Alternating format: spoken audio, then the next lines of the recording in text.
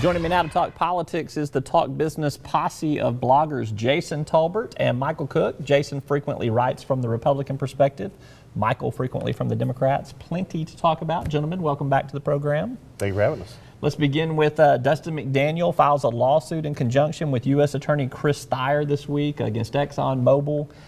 Do you think that this type of publicity is the thing that can rehabilitate Dustin McDaniel's image? Jason, you first. No, I really don't think this plays much outside of the issue itself, outside of the oil spill. I think Dustin McDaniel needs to go away for a little while, maybe come back a few cycles down the road. I think 2014, it's just not going to be his year. You think 2014 is a Dustin McDaniel year? I don't see it, but you never know in that because you have he can run for the Congress in the 1st or the 2nd district, and this oil issue is ready-made to run against Tim Griffin, who used the oil pipeline issue to run in his last election. So McDaniel could set up a great contrast between the two. At the end of the day, I don't think he does. I think Jason and I agree. I think he probably sits out a few cycles and see what opens up next. I gotta say, I still feel like as early as all the election stuff has started this year, particularly with the Pryor race, which we're going to talk about, it still feels like we're a long ways away from the election. It's still June of the off year. I'm thinking 6 months from now, we may think it's been a political eternity. Right. Sure. Well, the one thing, remember the scandal broke in December of 2012. By the time the election comes around, it'll have been almost 2 years since his problem first arose. Yeah, the hard thing for him, though, would be to come back and say, I decided not to run because I thought this would be a distraction. Now I've changed my mind, and I don't think it's going to be a distraction in the same election cycle that we're talking about. So how does he go from saying I'm dropping out because it's a distraction to, well, you forgot about it, so now it's no longer a distraction? It's just kind of odd. We'll see how that plays out.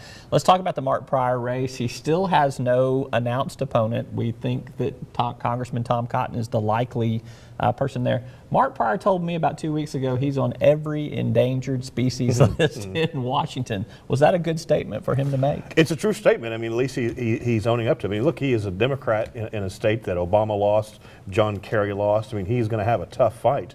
He's taking some heat from the left and a little bit from the right over the whole gun control issue. I think the one saving grace for him is that he is where independent voters are on the background check issue. You look at all the polling, and it turns out that he's right where most Arkansans are. And I think that helps him. Of course, now he'd rather not be having commercials against him run by the Bloomberg group, but of course, in some ways, that may actually help him. He's an endangered species?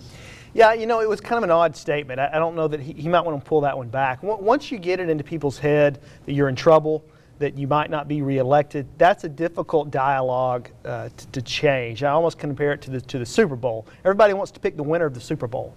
Everybody wants to vote for the guy that's going to win. And once you kind of become known as the guy that's probably going to lose, it's hard to change that dialogue. Now, he might actually like talking about guns as much as we're talking about guns because he doesn't have to talk about his vote for Obamacare.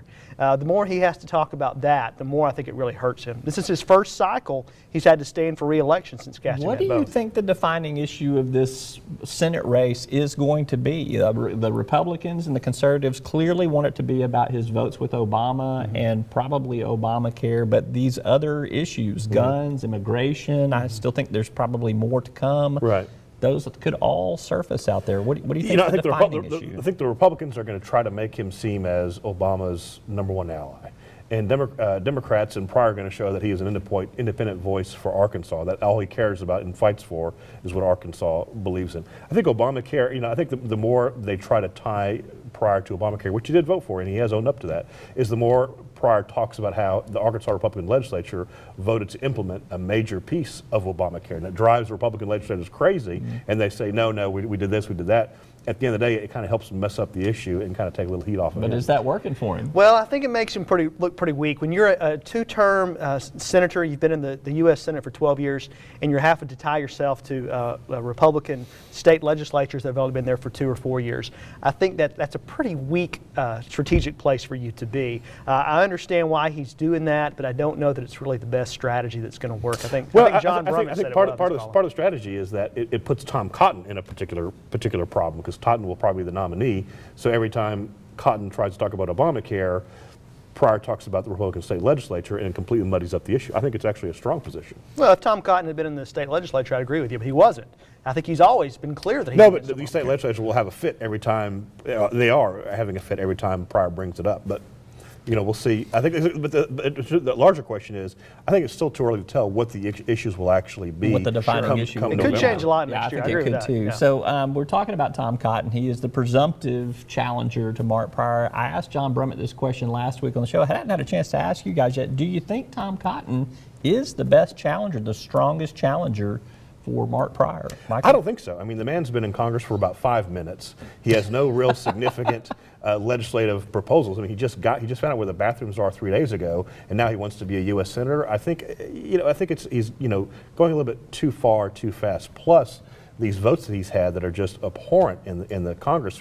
He voted against hurricane relief for people who were hurt by the hurricane in the northeast part of the state because we wanted to get the account. Yeah, we wanted to get the accounting done first to make sure we had the offsets. That kind of shows that the heart's not right there, and he continues to take these extremist positions. What's the talk in Republican circles about Tom Cotton and his strength Well, as a candidate? the strength of Tom Cotton is the fact that he's going to, number one, raise a ton of money to run a very well-funded campaign, and he'll run a very disciplined campaign. He'll stay on message. They will decide this is what we're going to talk about, and he'll stay true to that.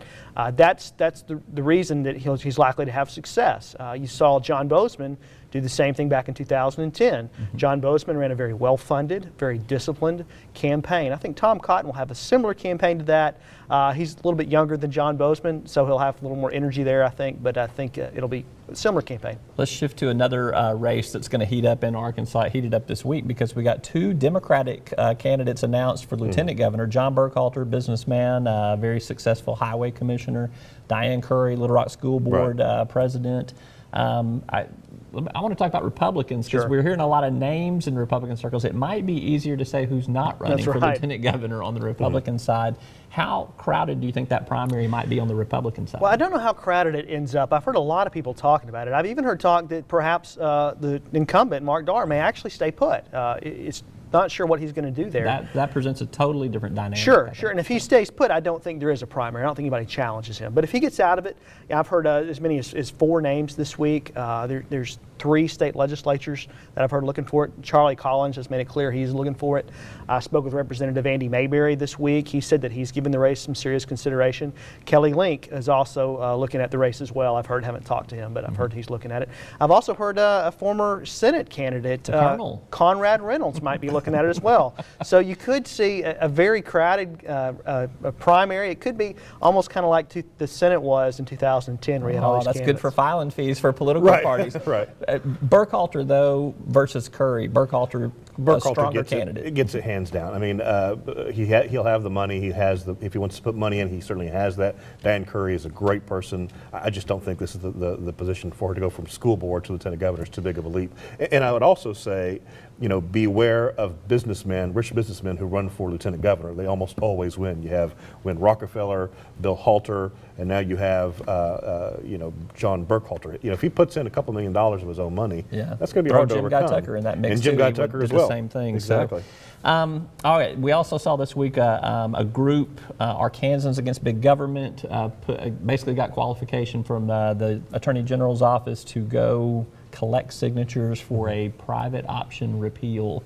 Do they make the ballot? Just when you think the private option is going to go away, it's back again. We have to talk about it some more.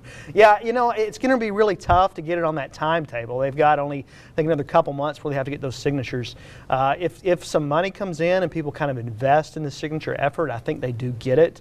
But to get that in the middle of the summer, to get out there to these cherry blossom festivals and then watermelon festivals and tomato festivals to get those signatures, they're going to really have to hustle to get it done. Yeah, Michael? Having run a ballot petition campaign before, I can tell you, if you have the money, you can get it done. It's just the question of, do they have the funds to get it done? Now, if it's a volunteer effort, that short a time frame, I don't know. But if they do make it to the ballot, this issue will be, I think, a major issue come 2014 on both the Democratic and Republican sides. All right. Well, give me just your takeaway real quick. Does it help Democrats more? Does it help Republicans more if this thing's on the ballot in 2014? Honestly, I think it kind of hurts everybody. I think everybody's kind of tired of talking about this issue. I think it hurts Republicans. It makes primaries uncomfortable for them.